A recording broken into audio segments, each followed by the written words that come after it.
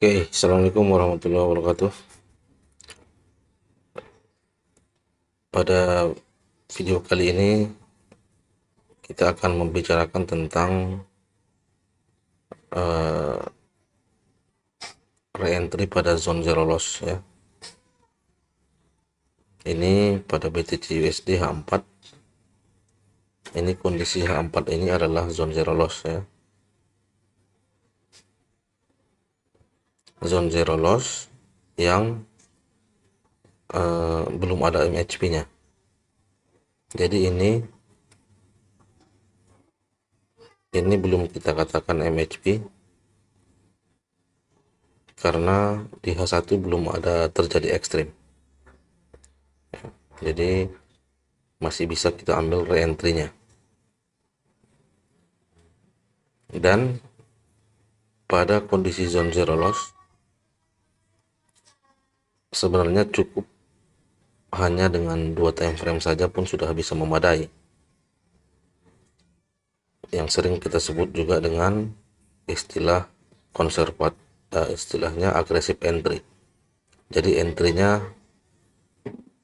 boleh dikatakan terlalu agresif karena belum terkonfirmasi dalam 3 time frame,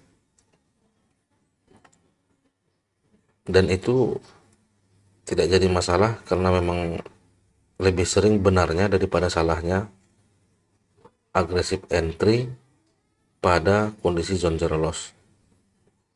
Ya, itu yang akan kita bahas di sini. Ini reentry zone zero loss A4, H1 rejection EMA50. Jadi sebenarnya untuk zone zero loss ini sudah bisa sebagai konfirmasi entry-nya. Bedanya dengan jika kita memang seorang yang konservatif, artinya menunggu segala sesuatunya menjadi sempurna, kita harus membutuhkan satu time frame lagi sebagai konfirmasi di time frame M15. Jadi M15 ini harus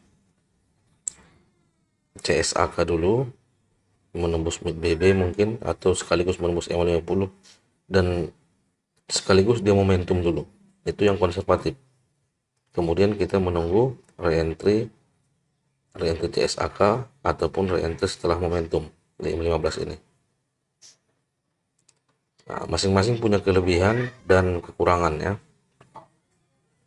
Kelebihan dari aggressive entry ini adalah kita bisa mendapatkan harga sell yang bagus, artinya lebih tinggi, harga sell yang lebih tinggi ataupun harga buy yang lebih rendah. Jika kita sudah percaya dengan rejection di time frame mediumnya ini, yang time frame tengah ya. Kekurangannya adalah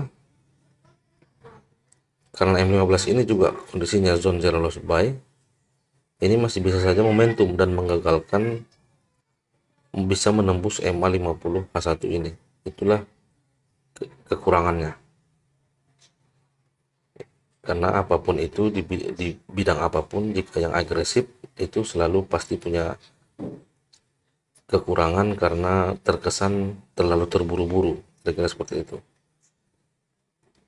Sementara untuk entry yang konservatif, yang kita tadi menunggu di M15 ini terbentuk CSAK ataupun momentum, baru kita entry, itu kondisi fake-nya jarang. Artinya kita akan jarang sebenarnya gagal ya. Akan tetapi kelemahannya bisa juga istilahnya ketinggalan kereta gitu ya, harga langsung bergerak sesuai dengan arah yang kita targetkan dan tidak ada reentry di time frame 15, mungkin setelah 2 kali momentum baru dia reentry. Jadi masing-masing punya kelebihan dan punya kekurangan. Tidak ada satu teknik pun yang lebih baik daripada teknik lainnya, tergantung dari kebiasaan kita dalam memakai BBMA ini. Kita akan mengetahui apakah ini sudah cukup memadai sebagai konfirmasi rejection M50 ini, dan jika ragu tidak apa-apa, kita tunggu saja M15 ini CSAK ataupun momentum. Ya, kira-kira seperti itu tentang penjelasan entry yang hanya dikonfirmasi 2 time frame dan dikonfirmasi 3 time frame. Nah, jadi untuk entry agresif itu sering juga tanpa konfirmasi ya, karena mungkin di sekitar, biasanya pas dari area entry kebetulan di situ ada area misalnya area entry sell, kemudian di situ ada resisten yang kuat misalnya, ataupun pola-pola candle yang lain yang mendukung. Itulah yang dikatakan agresif entry tanpa harus menunggu 3 time frame terkonfirmasi ya. Jadi semua tergantung kepada kita, dan yang paling bagus adalah jika ingin agresif entry itu hanya pada setup yang zone zero loss, artinya yang searah dengan tren ya. Oke, mungkin itu saja pada kesempatan kali ini yang dapat saya sampaikan, semoga ada manfaatnya. Assalamualaikum warahmatullahi wabarakatuh.